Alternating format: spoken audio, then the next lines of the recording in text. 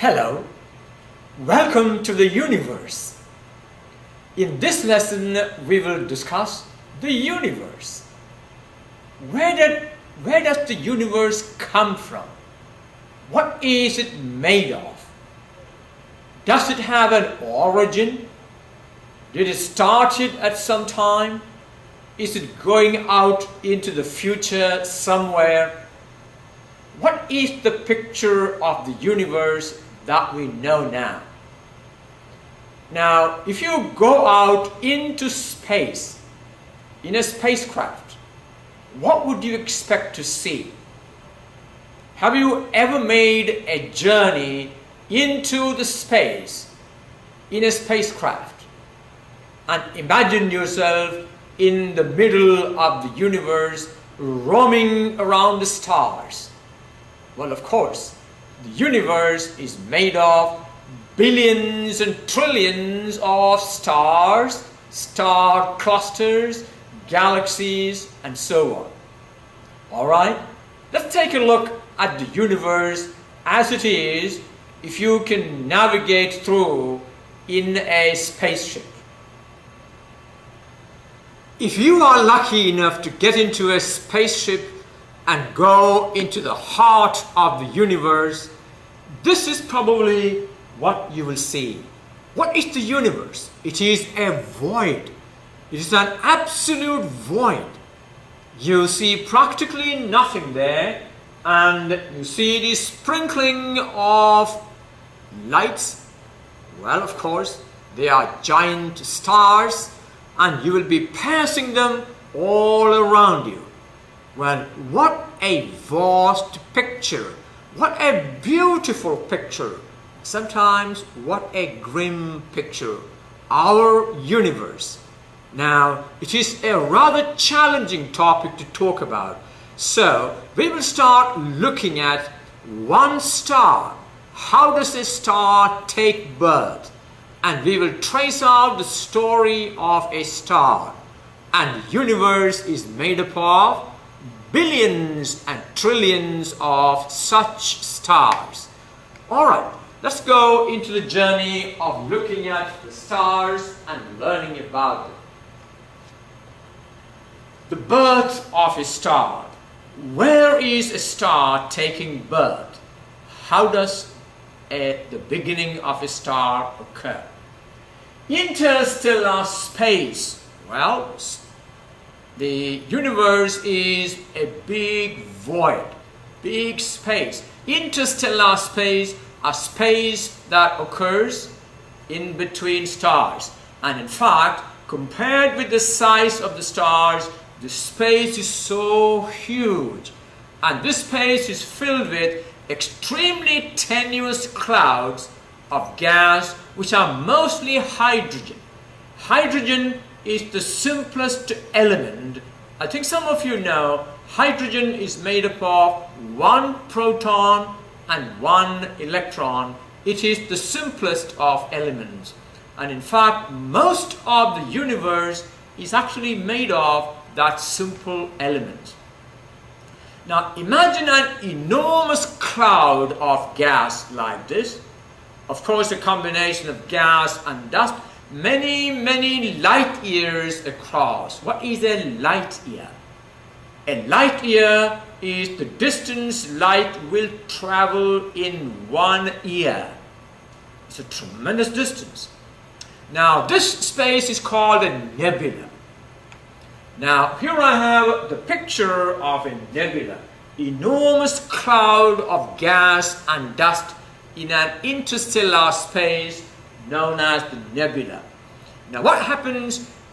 Any disturbance in the space around it, say a supernova exploding, can trigger a gravitational collapse of this great big mass of gas and dust.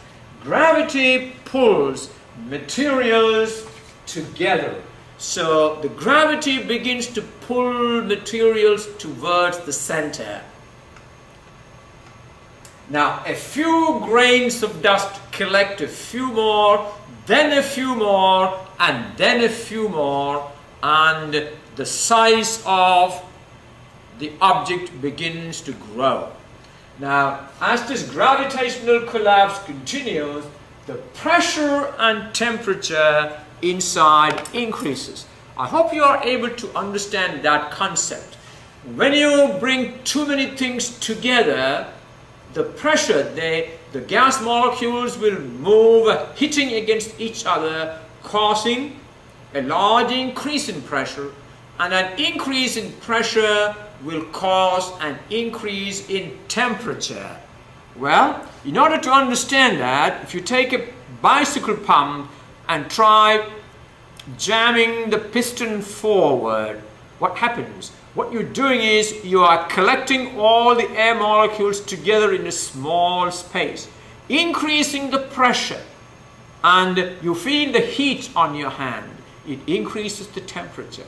So when the gas and the dust and all these materials in the nebula gets pulled in towards the center, inside the center, the pressure and temperature increases.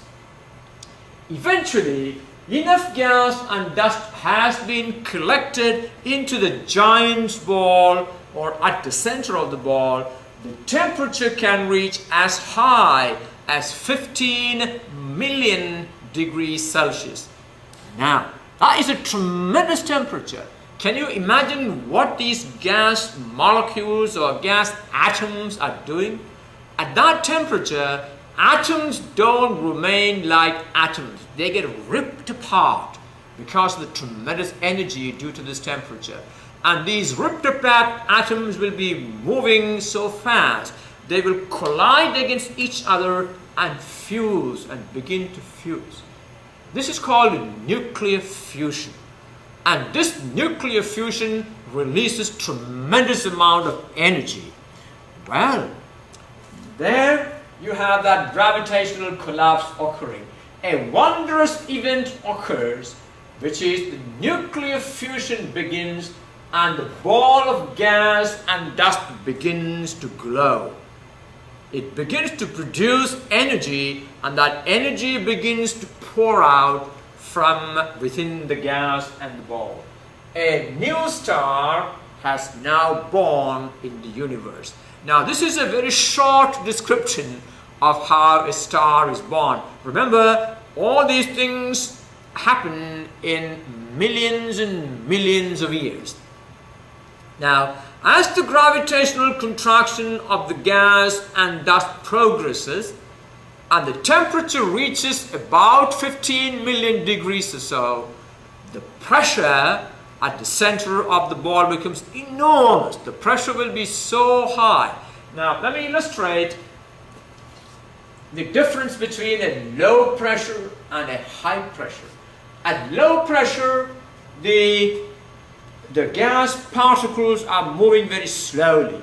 But at a very high pressure, these particles will be moving very fast and hitting. You see, the pressure is caused by hitting against each other and hitting against the walls of the container.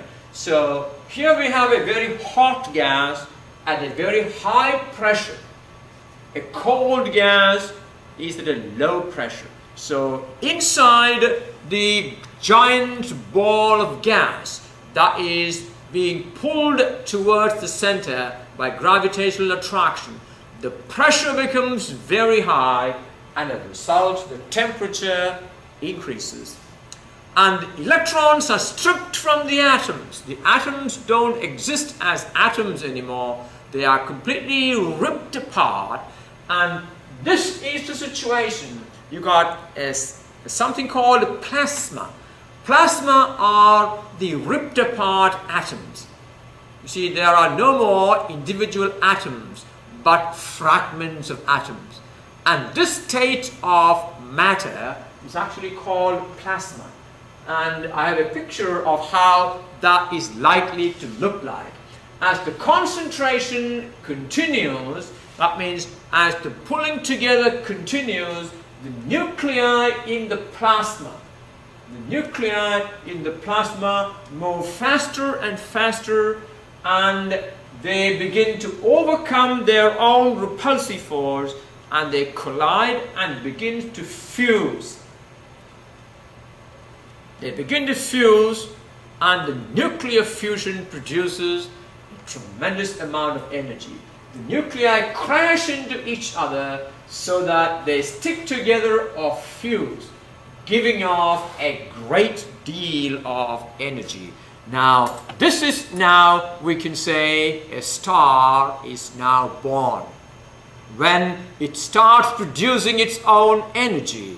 Now remember, a star is born when the core, when the center of the star starts nuclear fusion.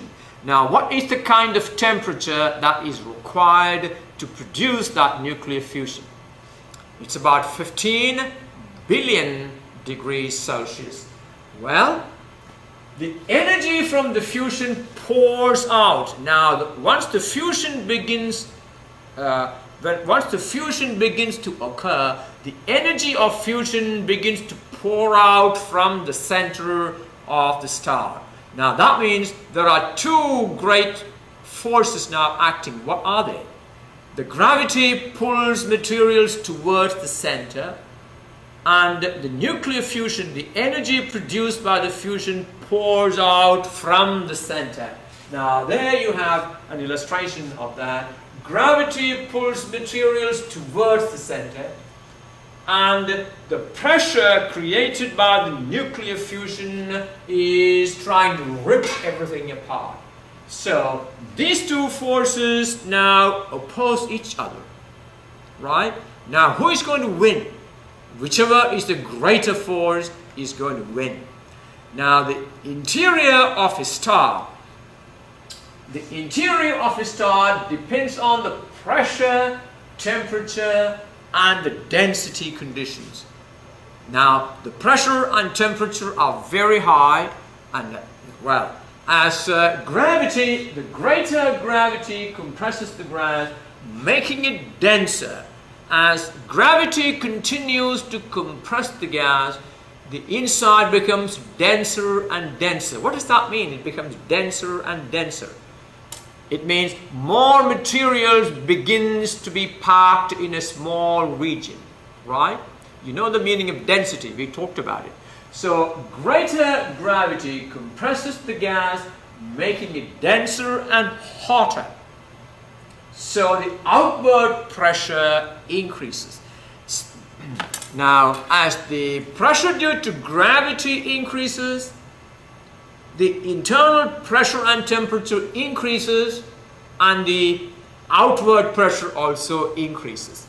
And there is going to be a stage when these two pressures are equal. There you have the gravity is represented by the blue arrow, and the pressure from inside due to the increase in temperature and pressure caused by the nuclear fusion is the red arrow. Now, gravity compression is balanced by the outward pressure. A time will come when the outward pressure balances the gravity. That means there's no more gravitational contraction occurs, because the gravitational contraction is now balanced by the outward pressure produced by the energy from the nuclear fusion. Now what happens? As the star reaches an equilibrium state. Now it is at this time we can say a star is born. The star reaches the equilibrium state. What is the meaning of equilibrium? Equilibrium between what and what? Equilibrium between gravitational collapse and the outward pressure generated by the energy created by the nuclear fusion.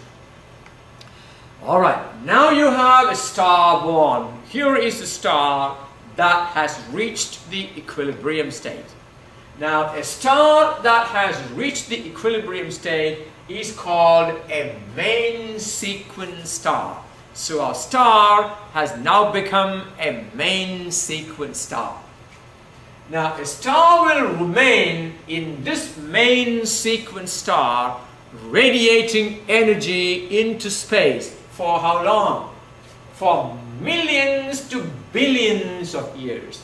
Now, the life of a star actually depends on the size of the star. A great big star will consume fuel. Now, what does consuming fuel means? What is happening inside the star? Inside the star, nuclear fusion is happening. That means hydrogen is being converted to helium, actually. So hydrogen is being consumed. A great big star will consume hydrogen at a much, much greater rate. That means a big star will live only for a short period of time. When I say short period of time, few 100 million years. A small star like our sun is not a big star, will live for billions of years. So, a star will remain in the main sequence for millions to billions of years, depending on its mass, depending on its size, converting hydrogen into helium.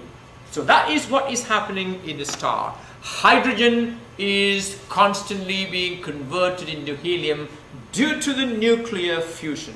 And in that process, the energy produced is radiated into space. And we are blessed with the energy that is being radiated by our sun. Is that right? Life on Earth is possible because of that energy. Alright, let's now take a closer look at a star. What is actually within a star? The core of a star, that's the core of a star, is a dense, very hot region. Now, why is the core of a star very dense? Because that is where most of the matter has been compacted into. So that's a very dense region, and this is the core. And what is the temperature at the core of a star? The temperature is about 15 million degrees Celsius. That temperature is required for nuclear fusion to occur. Well, surrounding the core is the radiation zone. Around the core of the star is the radiation zone where energy gets radiated out. And then outside of the radiation zone you have what is called convection zone.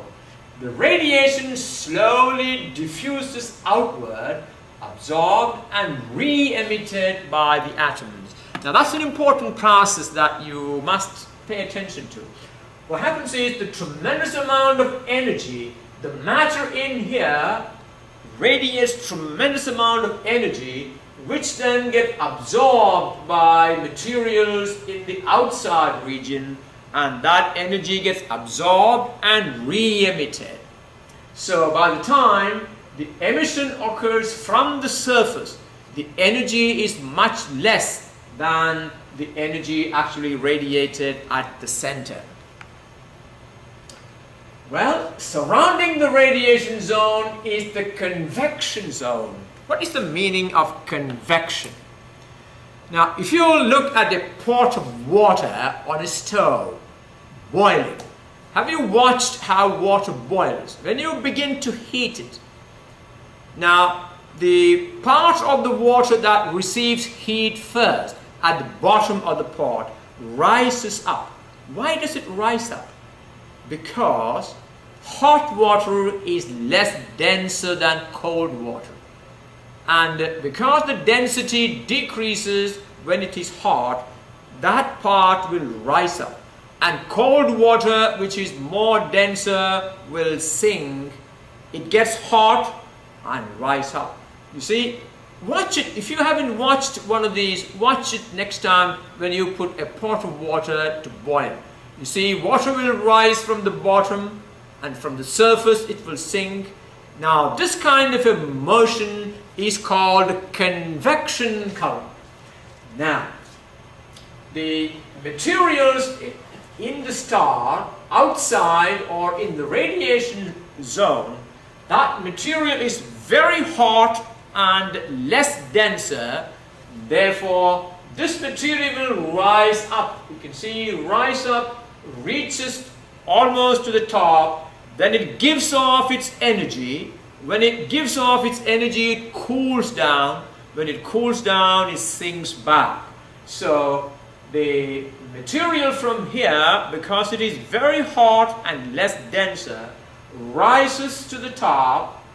It gives off all its energy, radiates energy, then sinks back. And this zone is called the convection zone. Actually, it is the convection that brings out energy from the center of the star to the outside so that it can be radiated out. All right. Plasma at the bottom of the zone. You can see material exists in the form of plasma at the bottom of the zone. Expands from the heating. As a result of heating, it expands, becomes less denser, and rises to the surface. And this is what we call convection current.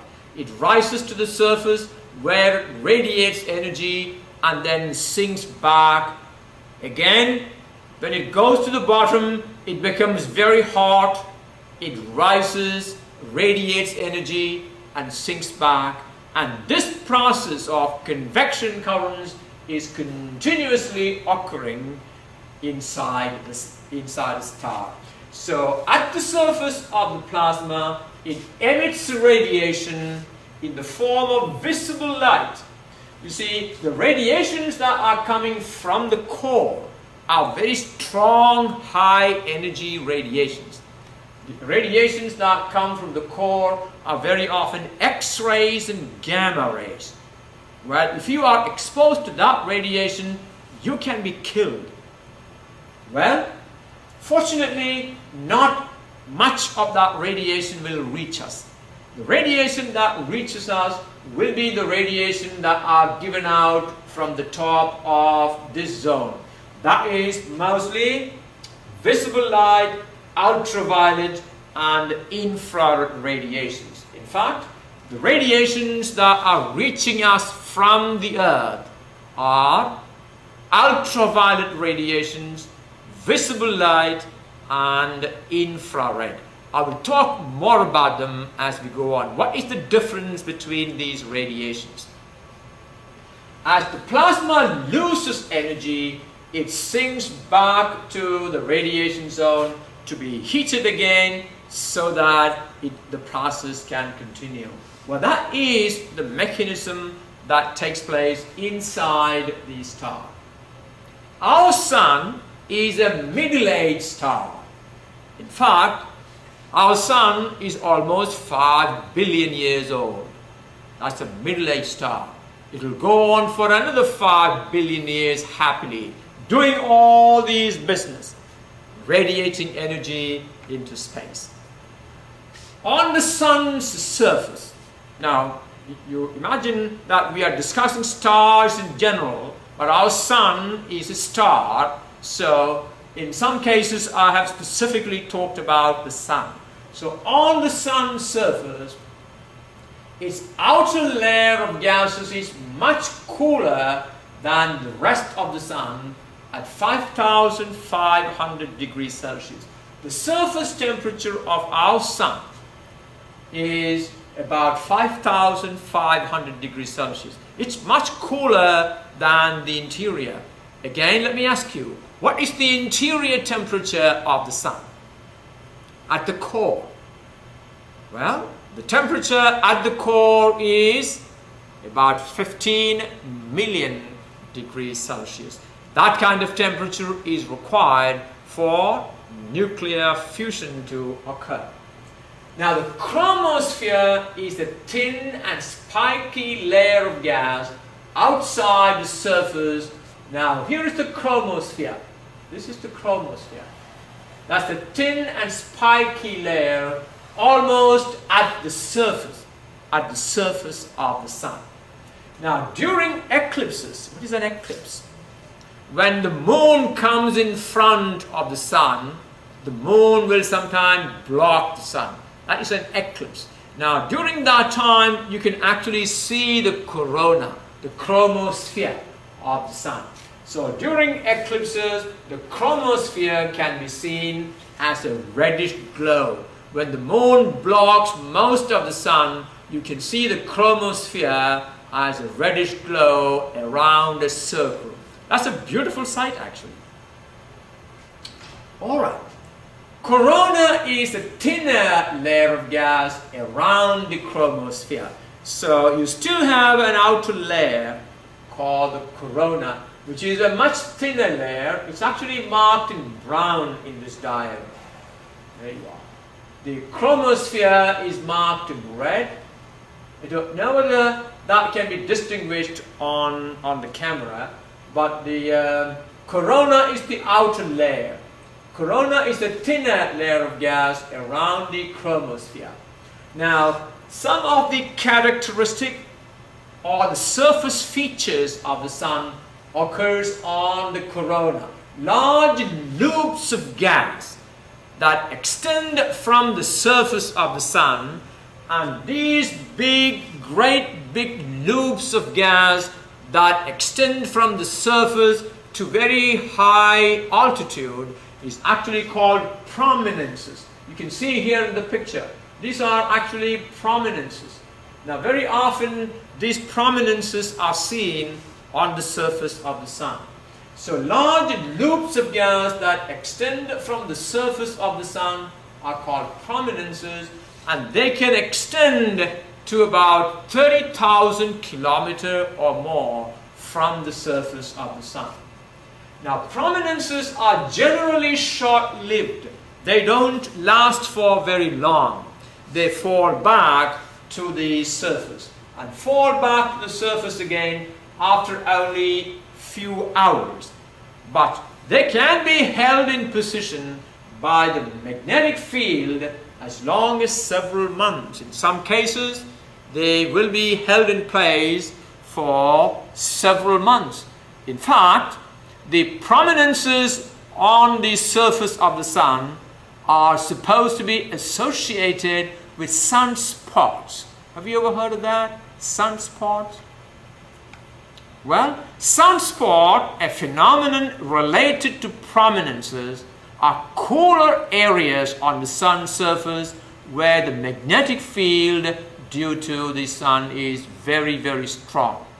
Well, there are many studies on sunspots, but we don't want to go deeper into that here. Alright, now you can see I started by discussing star in general, and most of this discussion now is on our sun. Well, a description of our sun is a description of stars in general. As an average star, our sun converts about 1.4 times 10 to the 17 kilograms of matter. Well, how much of hydrogen is that? 1.4 times 10 to the 17 kilogram.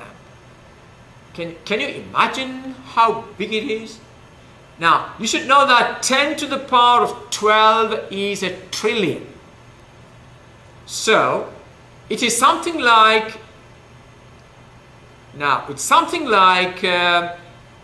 a half of a million trillion.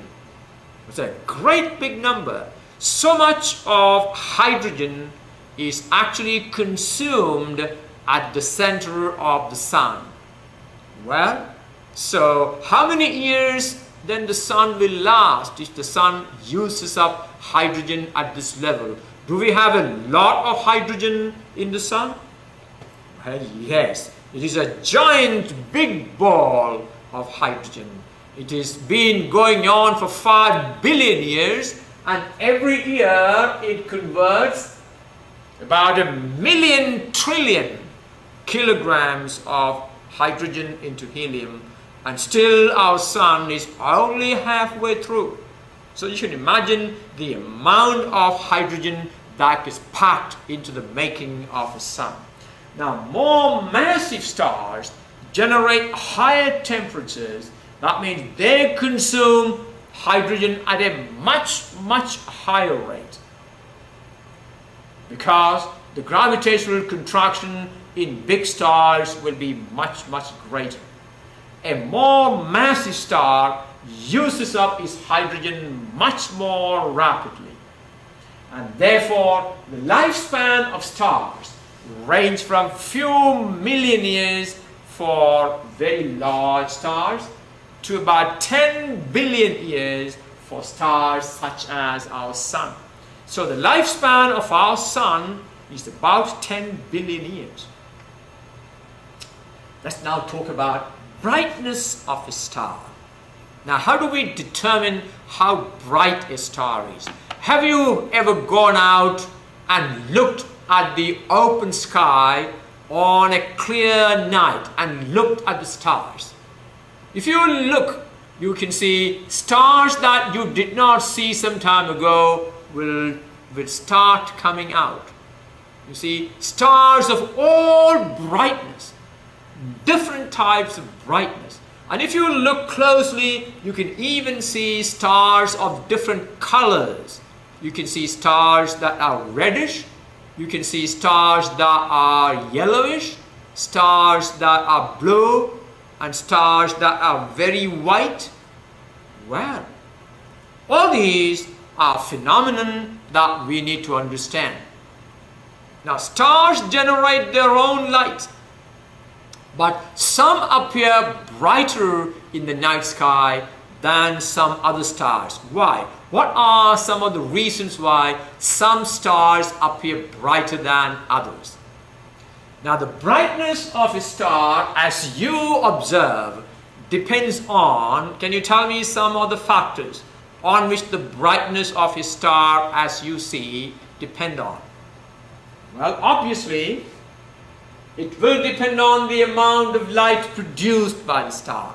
That means a great giant star which produces a lot of energy obviously will look brighter. So it depends on the amount of light produced by the star. It depends on the size of the star, is that right? Also, it depends on the distance of the star from the observer. You see, a dim star, as you see it, may not be a dim star. It appears dim because it is very, very far. So if you place a very bright object very far away, it will look dim. Not because it is dim, but because it appears dim because it is very far away. Now, astronomers use an apparent magnitude. I want you to understand the meaning of this. An apparent magnitude scale to compare the brightness of stars, which runs from 26.5. Well, it's actually, look at the negative sign there. The apparent brightness for our Sun is negative 26.5, and the faintest star will be positive 26.5. So, now tell me, what is the brightest object on our sky? The brightest object as you look at is our Sun.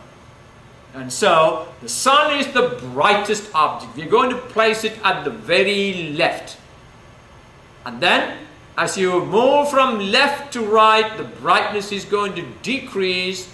And at the very right, you will place the object which is barely visible.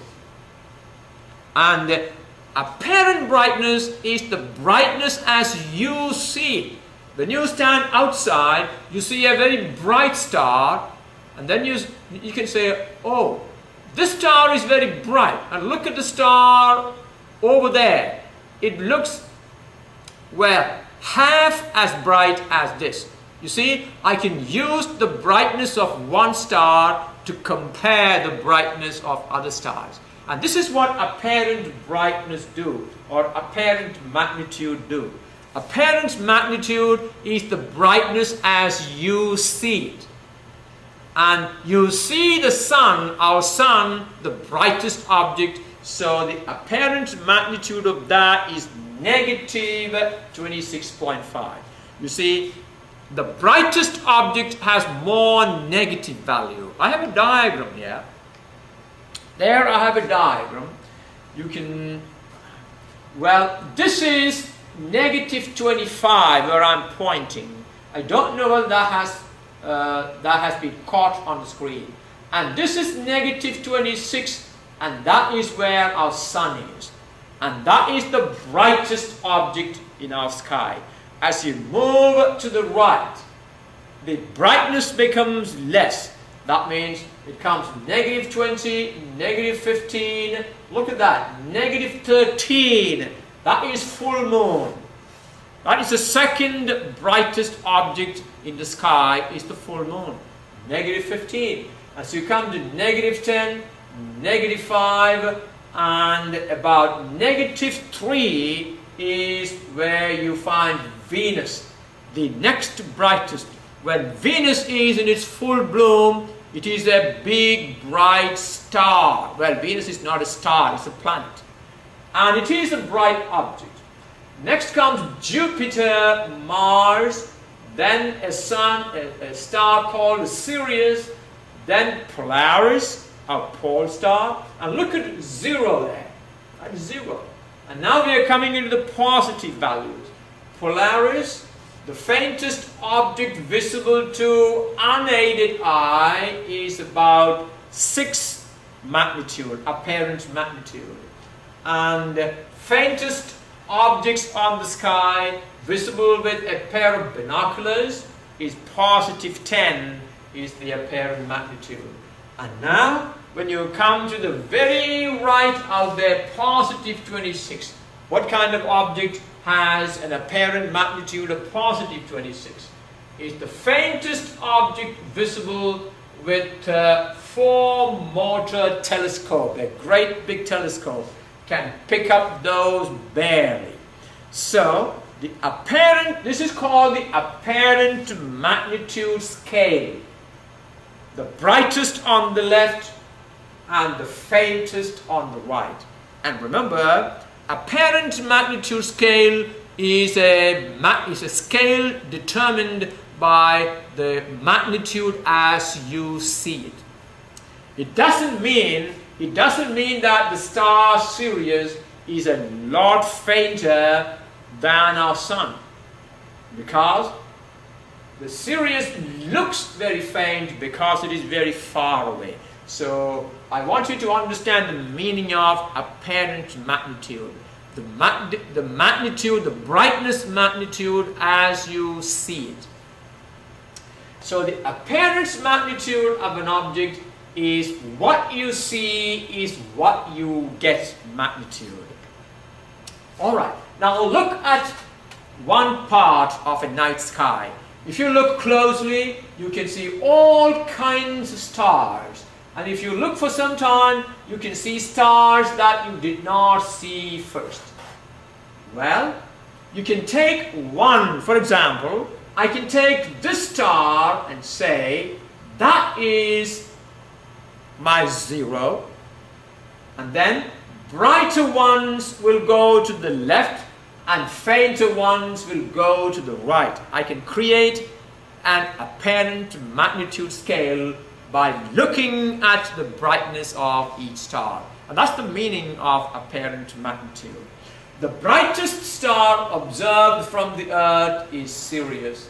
That has an apparent magnitude of negative 1.5. That's the one I showed you in the diagram before.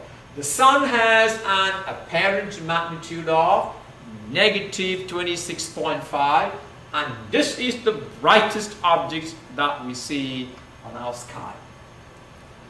Well, does the apparent magnitude really measure the true brightness? No, it doesn't.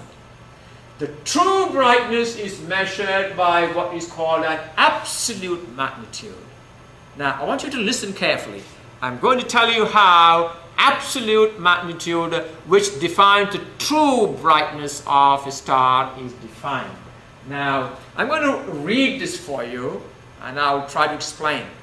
The absolute magnitude is the apparent magnitude of a star would have if it were placed at a distance of 10 parsec. Now, which is about 32.6 light years from the Earth. In other words, if you bring all these objects and keep them all at the same distance from us, and what is that distance? 32.6 light years. The time that the distance light will travel in 32.6 years, a very, very, very, very, very large distance.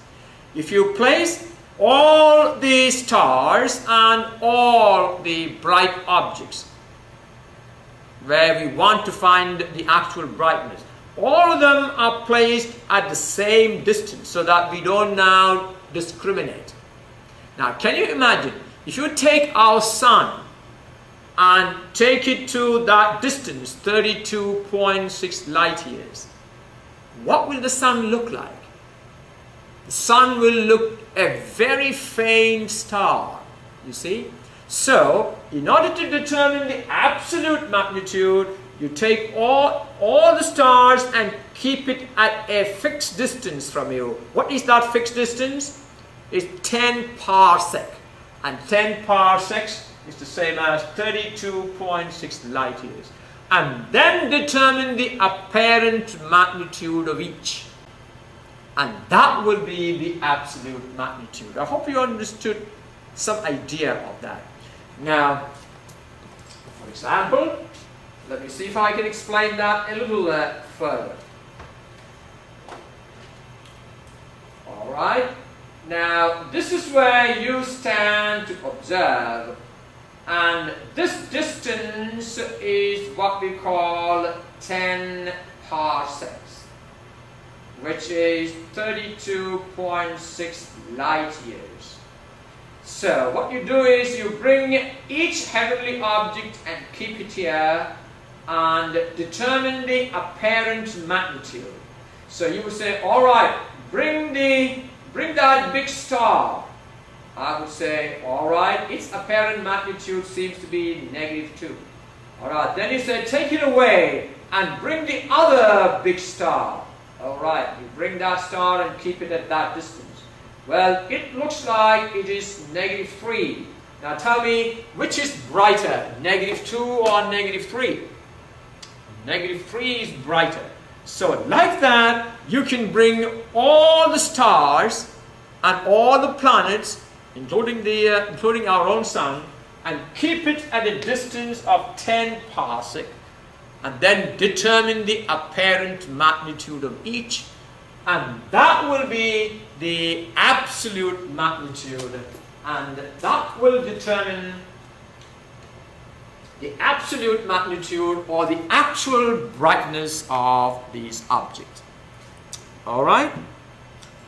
Okay, now we will use the lowercase m to denote the apparent magnitude and the uppercase m to denote an absolute magnitude. So if you see the uppercase m, it is the absolute magnitude, which is the true brightness, and lowercase m is the apparent magnitude. Now when viewed from that standard distance, what is that standard distance? 10 parsec or 32.6 light years. Our sun will have a magnitude of 4.8. That means if I bring you back that diagram, let me bring you back that diagram. If you take our sun and place it at 10 parsec, it will then be placed here on the brightness scale. See that? There will be a lot more things much brighter than our sun. So our sun will then be fairly visible to the naked eye. That's what it means. Alright, let's go on.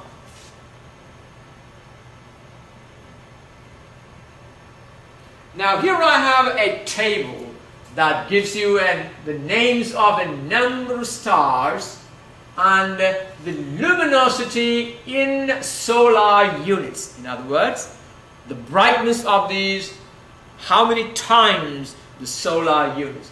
The Alpha Centauri is actually the nearest star to our solar system.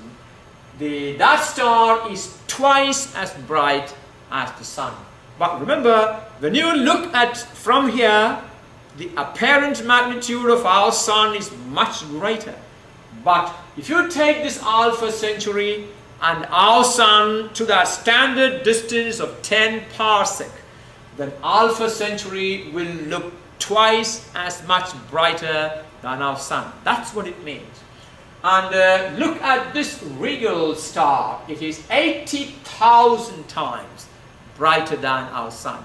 If this star and our sun are placed at the standard distance, this will have a brightness of 80,000 times the brightness of our sun. That's what it means. Now look at this table. I have given it to you in the PowerPoint, and it will give you a lot more understanding of how brightness of stars are compared. Let's now talk about star temperature. Well, you must have some idea about temperature and what happens when you increase the temperature of a substance. Have you ever seen an object like this or an iron piece being heated?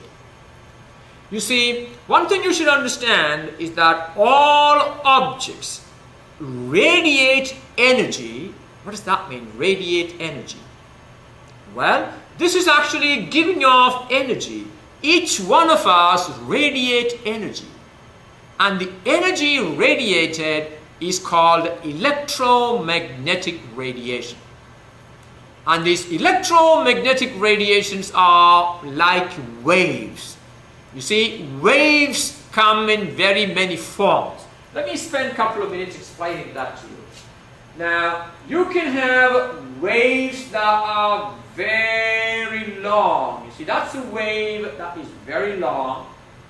And you can have waves that are not too long. Now, if you now look at electromagnetic waves are radiations that are emitted from hot objects.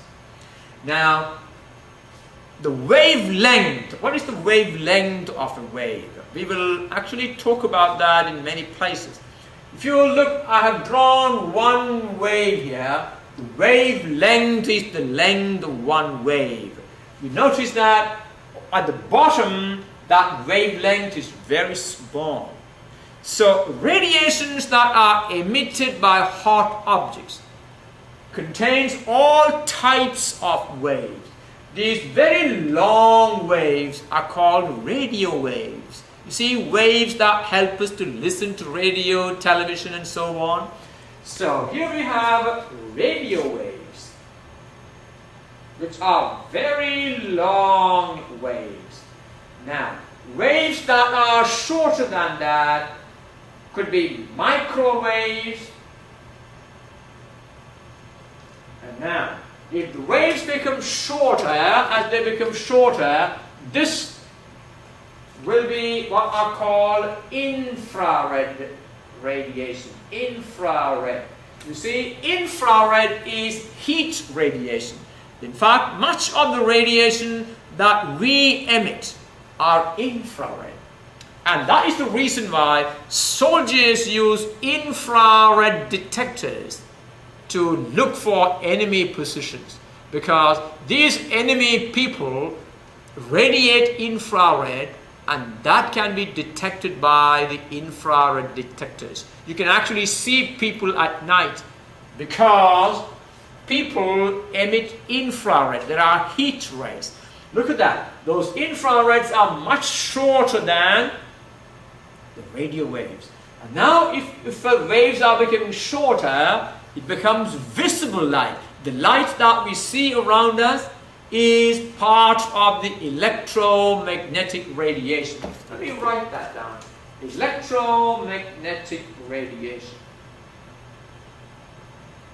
Electromagnetic radiation. So, waves that are shorter than infrared are visible light. There you are. And if you now go shorter than that, you get ultraviolet. Ultraviolet. If the waves are shorter than that, you get X-rays. Then you have gamma rays. Now, electromagnetic radiation consists of all these type of radiations. In fact, the radiations that are coming from the sun are electromagnetic radiations. It is made up of radio waves, which are very long waves, microwaves, shorter than that, infrared, that are heat rays, visible light, ultraviolet, X-rays, gamma rays, and so on. Now, but you should understand that not all these radiations will be present equally in a radiation. Now, suppose you measure the radiation that is coming out from my body. Most of that will be infrared.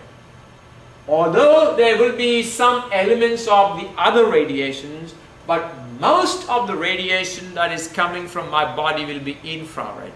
If you heat this aluminum piece to a high temperature, it will begin to glow red. Now, when it glows red, you know that most of the radiation coming at that time is infrared. And if you heat it further, when the temperature increases to 4,000 to 5,000 degrees, it begins to grow white. And that time, most of the light, radiation coming out, visible light. You see? So, when you heat an object, all types of radiation are emitted, but one type of radiation will be most prominent, and that most prominent radiation will be determined by the temperature. At a lower temperature, you get low energy. You see, if the waves are long, the energy is small. These are low energy radiations. As you go to a shorter wave, the energy of radiation increases. So as the temperature increases, the energy of radiation increases. Now, let's take the visible light. Now, is the visible light made up of just one type of wave? No, this is just the average. If I take that visible light and expand it, now, visible light has large waves on one end and very short waves at the other end. In between, you have different types of waves. So, visible light itself is made up of different types of waves. The longest of the waves in visible light is called red. You see, the red color is the longest of visible light. Then comes yellow, orange, green. Now, let me write here. Green, blue, violet. There you are. So, the longest of the waves within visible light is red. And as the energy increases, it turns green, blue, violet. That means if an object emits violet light, it means its temperature is much more than an object that emits red light. So what does it tell you? It tells you that the color of the light coming from an object is an indication of its temperature.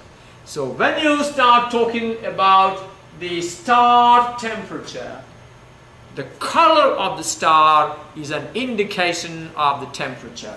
Well, let's continue. Alright. Star is a hot celestial body of glowing gas that varies in size, mass, and temperature. A clear night sky will reveal differences in the brightness and color of stars. You can actually see by yourself if you look into the sky and look very closely. Astronomers use a star's light to determine the star's temperature. You see? its composition and motion. By looking at the star, astronomers can even determine, is the star moving away from us or coming towards us. Astronomers can determine what are the materials that are present on the star, and astronomers can determine the temperature, all by looking at the different wavelengths or color of light that is coming from a star. So stars have noticeable color, and it is by a star's color that we are able to calculate its temperature. Isn't that beautiful? There you can see a picture of 3 stars. Can you notice that distinct color there? There is a reddish yellow star there, a blue star, and a white star. Tell me, which of these is supposed to be the hottest? If you remember, colors. Red color is associated with low temperature, low energy. Blue color is associated with high temperature. So this is a very hot star there, a blue star, and a rather not so hot star is a red star. So different colors correspond to different frequencies of wavelengths of emission. Right? Okay, give me a second, let me see if I can show you that difference.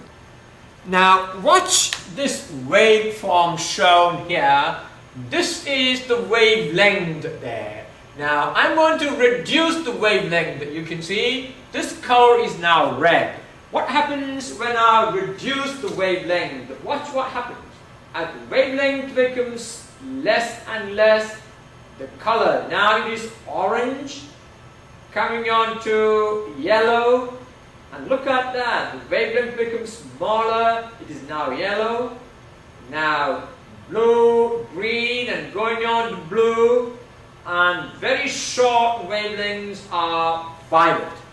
That means the radiations, the wavelength of a radiation determines its color, and the color determines the energy carried. A very hot object will emit blue to violet radiation, and a rather cold star, most of the radiation coming will be red. Okay, alright, let's do one. As I told you earlier, white light is made up of many different colors. Tell me, which of the colors is the low energy color? It is the red. And as the energy of radiation increases, the color becomes turned from red to orange to yellow to green to blue to violet. You can see all these corresponds to wavelength. Long waves, red are very long waves, the wavelength becomes smaller and smaller and smaller. Violet radiations are very short waves, very high energy radiations. So stars differ in color ranging from blue to red. So if you see a blue star, what should you understand? A blue star is a fairly hot star. That is what you should understand. A red star is a fairly, well, can't say a fairly cold star. The surface temperature is not as much as that of a blue star. Now again, I brought those 3 stars and placed this spectrum. This is called a spectrum of colors. In fact, if you allow white light to go through a prism, I will just show it to you. If you allow white light to go through a prism like this, it will break into colors. And this is the spectrum there, and you can see red. I've actually got this reversed. Red is the low energy, blue is the high energy, and of course white is in between. It contains all colors together. Now blue corresponds to very high frequency, therefore very high energy, Red corresponds to lower frequency. What's the meaning frequency? Now, a wave has the wavelength and frequency. Frequency is the number of waves produced per second. If the waves are long, you see, if the waves are very long, only a few waves are produced a second. So long waves correspond to very small frequency. But very short waves have very high frequency. The number of waves produced per second is very high. So your violet is a high frequency wave. Red is a low frequency wave. Red corresponds to lower frequencies and lower energy. Astronomers can obtain the surface temperature of a star from measurements of its brightness at different frequencies. An astronomer can take light coming from a star and allow it to go through a prism like this, all right, and get a spectrum like this. And they can determine what kind of radiation is most prominent that is coming from the star, and using that they can determine the temperature and so on of the star. Now here I have a picture of a large group of stars, and in the center of the photograph, about on the left you see a blue star. Actually you can see some violet blue stars in here that has some of the hottest temperatures. The surface temperature of a star somewhere here is actually 200,000 degrees. What is the surface temperature of our sun? Don't forget that, 5,500 degrees. So its surface temperature is more than 200,000 degrees Celsius. That means more than 30 times hotter than our sun. So there are stars out there that are much hotter than our sun. The most prominent radiations that are coming from those stars are mainly bluish violet colors. If you look at this picture very carefully, you can see all kinds of colors there. There I can see a green star, a blue star, a greenish blue star, yellow stars, and so on and so forth. White stars, many different colors. The spectrum of light. What is the meaning of spectrum? Spectrum is the distribution of colors. The spectrum of light from a star can be used to measure its temperature. Now here I have a prism. I allow the light from a star to go through the prism, and it will split the light into colors so that you can see the most prominent color contained in the star light. Now a spectrum from a star, when you take a photograph of it, it will look like this. Actually, this is the spectrum of our sun. If you allow the sun's light to go through a prism like this and allow what comes out on a photographic plate, you can get a picture like this, and this is called the spectrum of our sun. And this shows that radiations of red, green, blue, now almost all these are present at almost the same rate, and that's the reason why sunlight is white. Now it is an equal combination of all these colors, but if red is the most prominent, then the spectrum will contain mostly red. If blue is the most prominent, then the spectrum will contain mostly blue, and so on. So light emitted by a star is characterized by, this is a repeat of what I have said, wavelength and frequency. Long wavelength light correspond to a low frequency, and short wavelength, you can see red long wavelength, violet short wavelength or high frequency. Red consists of long waves and violet consists of short waves. I have now given a complete picture of the electromagnetic radiation. Remember I told you about this? Electromagnetic radiations is all kinds of radiations that starts at the very long end. The lower part is the very long radiations, which is long wave radiations, then radio waves, TV waves, microwaves, infrared, visible light. Look at that. In that whole of the electromagnetic spectrum, visible light is a very, very small part.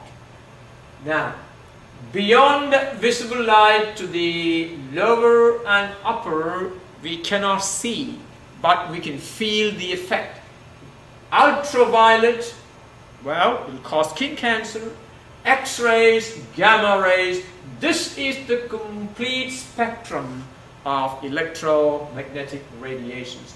Look at the wavelengths of these.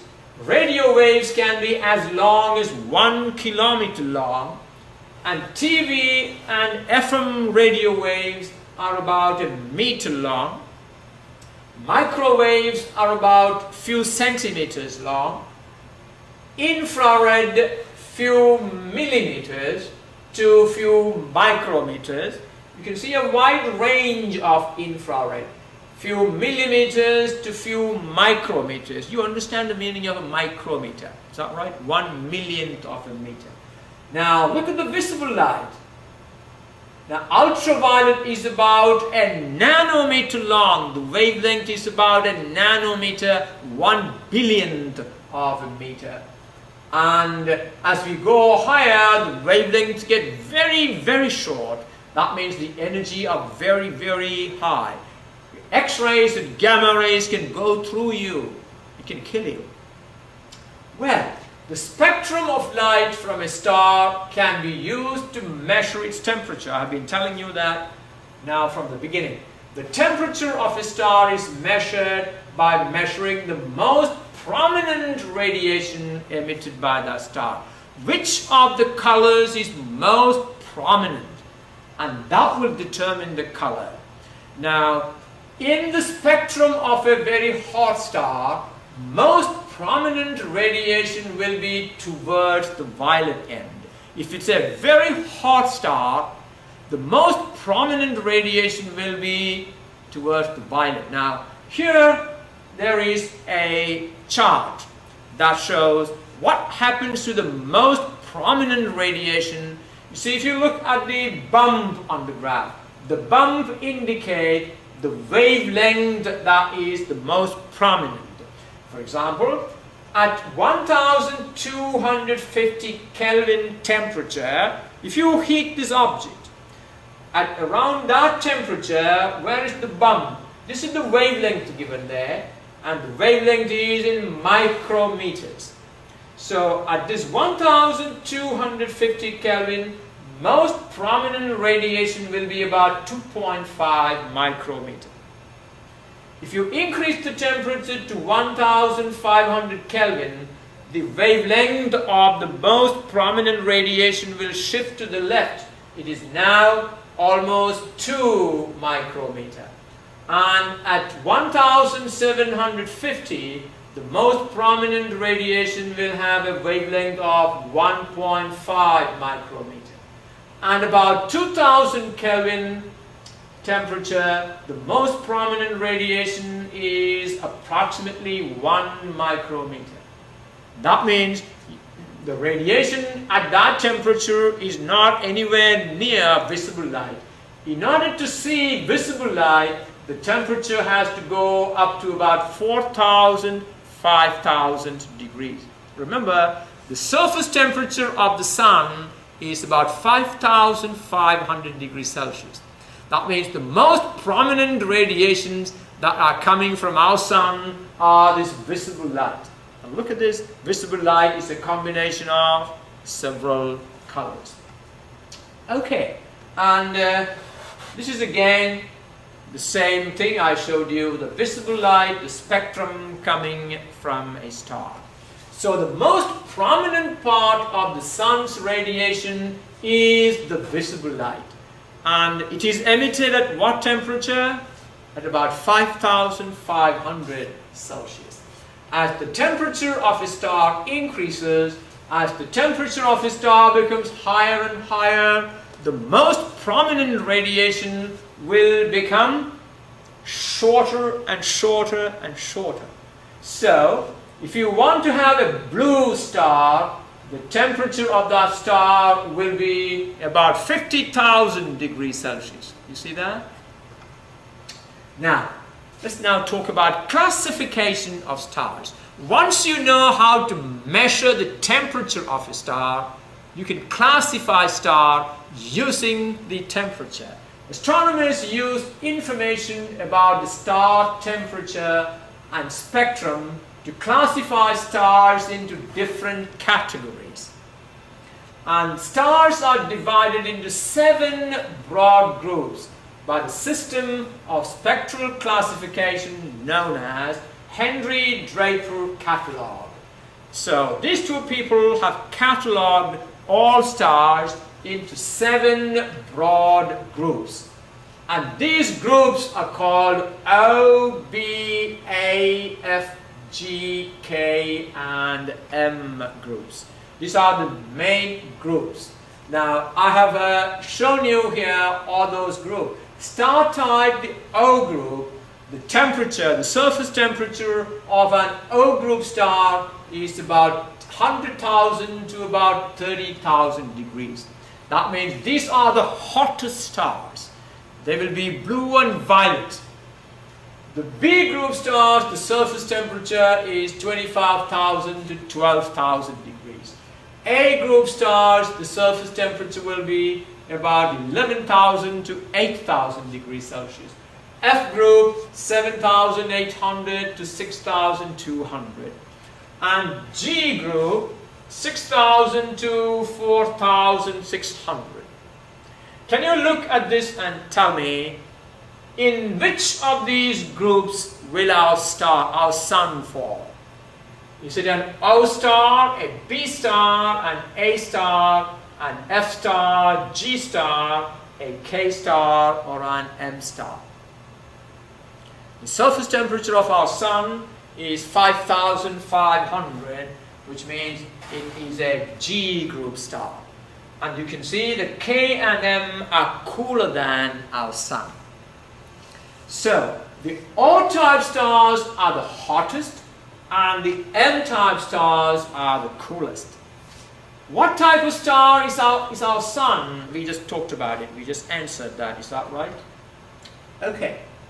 Now, in 1910, I want you to look at this carefully.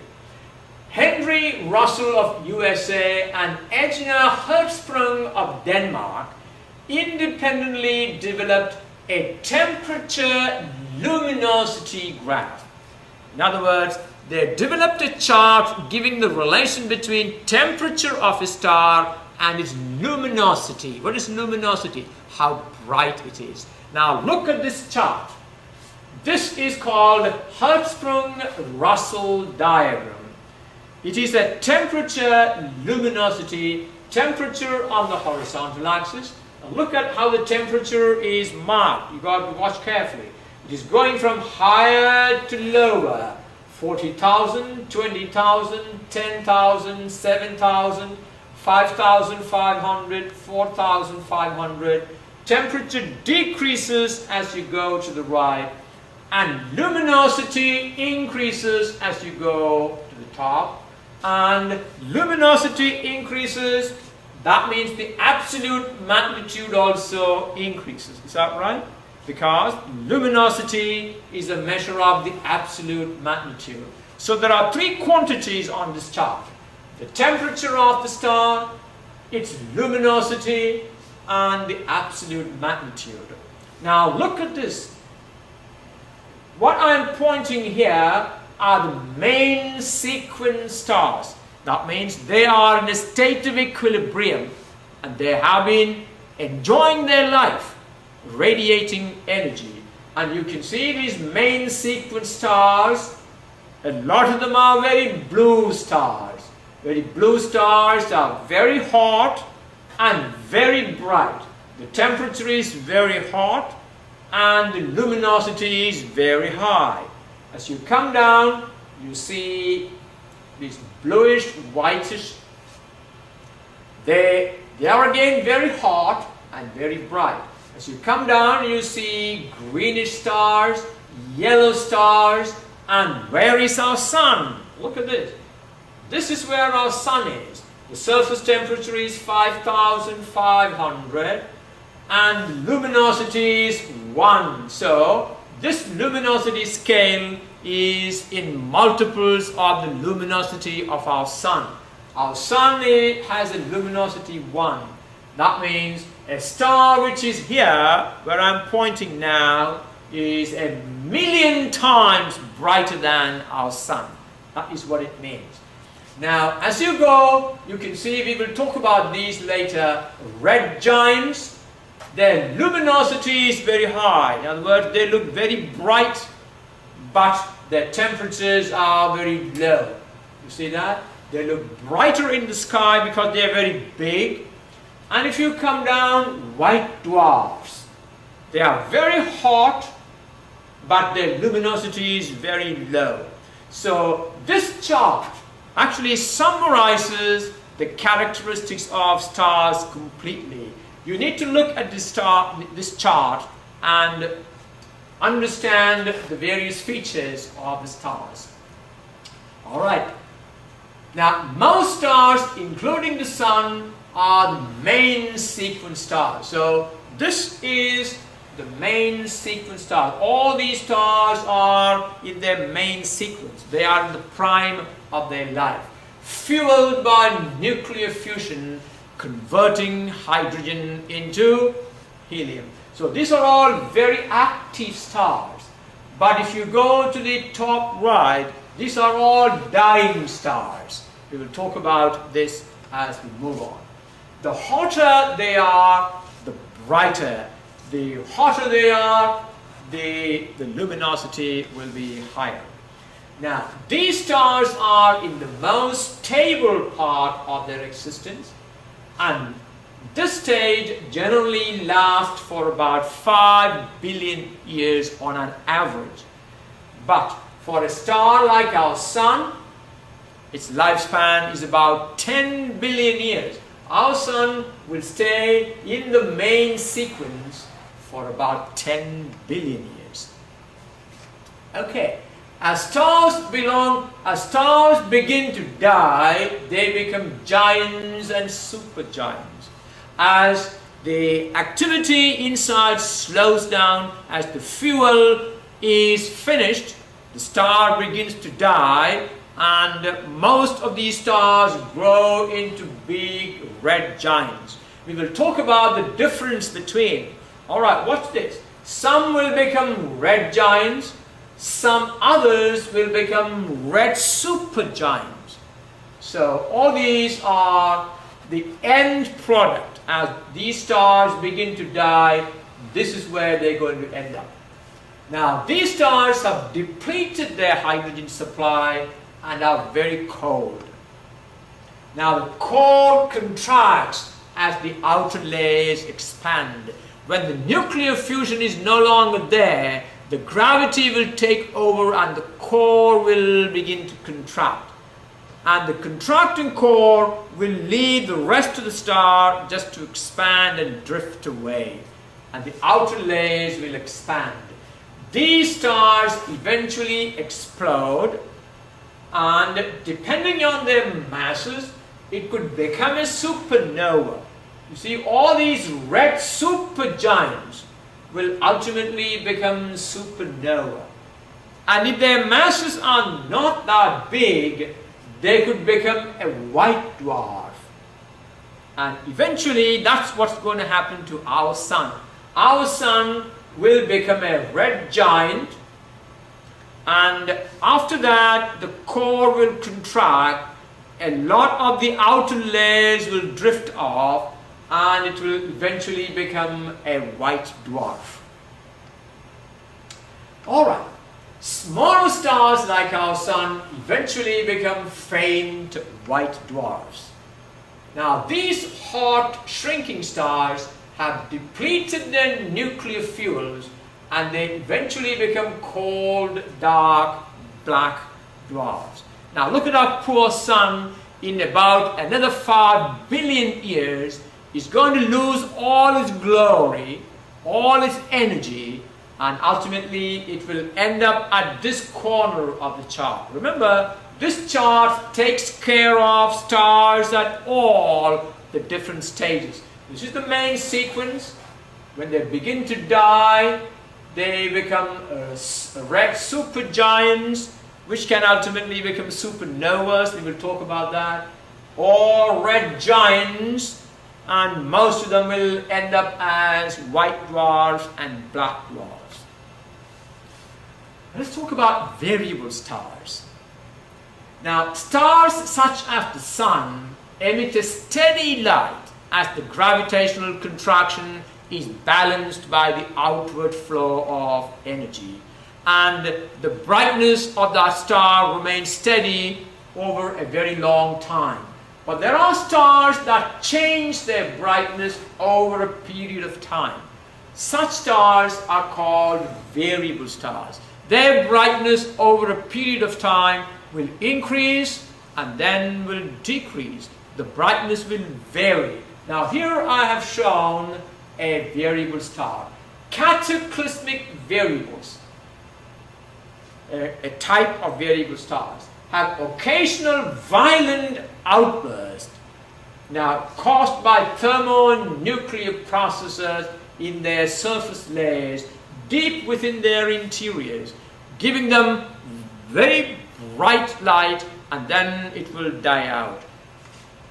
Now here is an example of a cataclysmic variable. We will not spend a lot of time talking about it. Let's talk about the meaning of redshift. You see, a very important concept. I told you that astronomers study a star by doing what?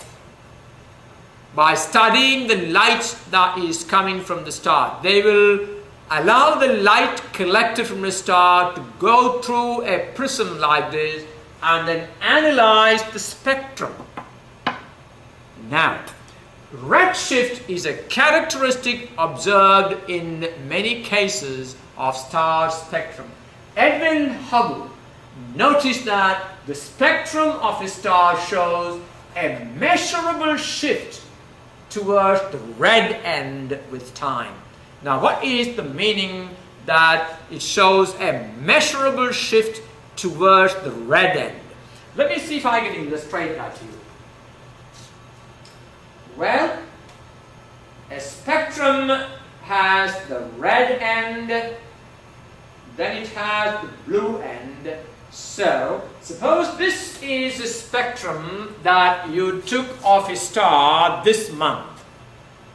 Now, next month you go and take the spectrum of the same star. Now, the red line goes that way and the spectrum looks like this. Now, what has happened? The spectrum that is obtained a month later shows a shift towards the red end. Now remember, red shows low energy, longer wavelength. Now that means the wavelength of the light that is coming from the star seems to be increasing. Now what does that mean? The wavelength of the light coming from the star seems to be increasing.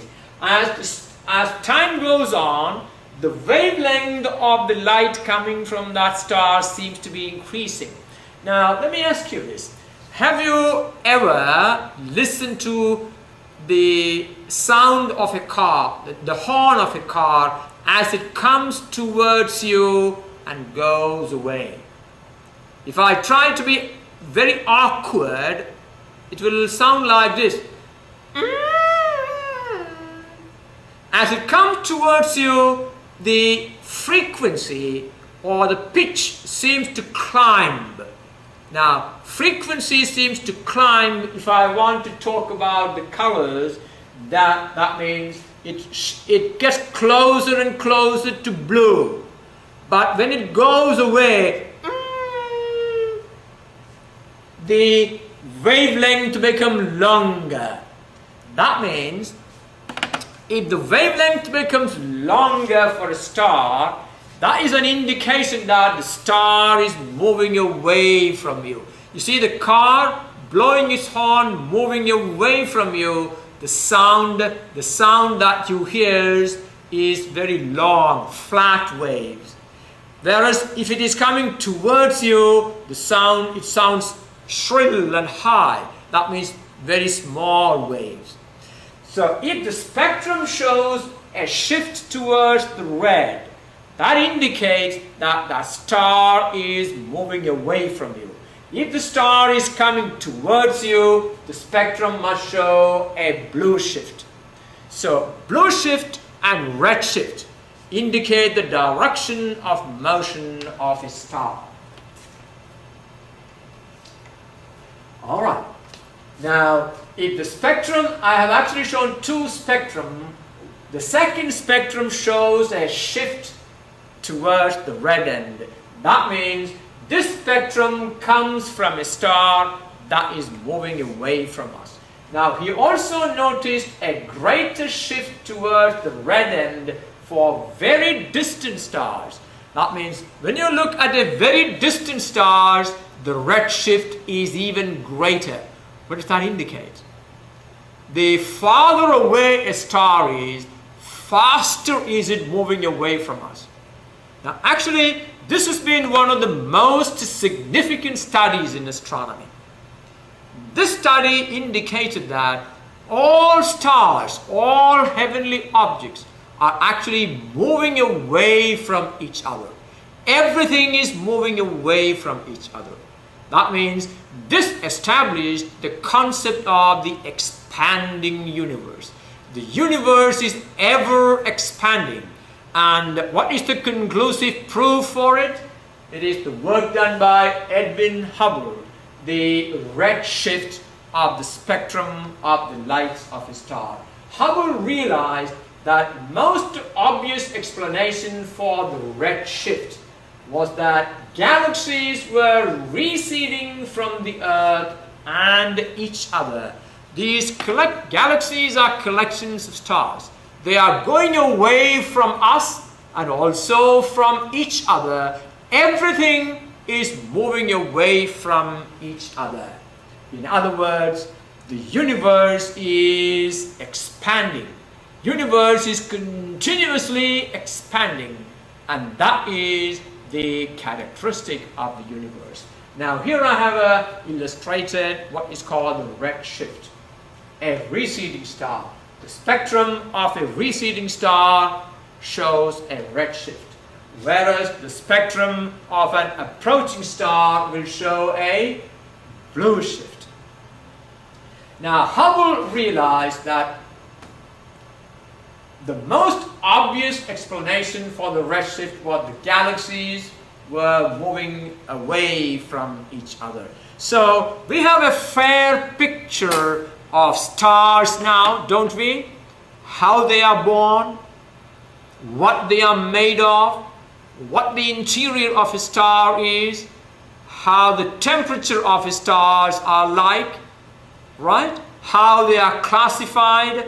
Well, we talked about all this, and in the next lesson we will look more in detail of the life cycle of, first we will look at small stars, and then we will look at very giant stars.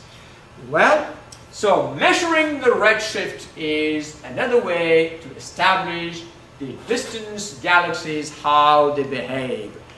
Well,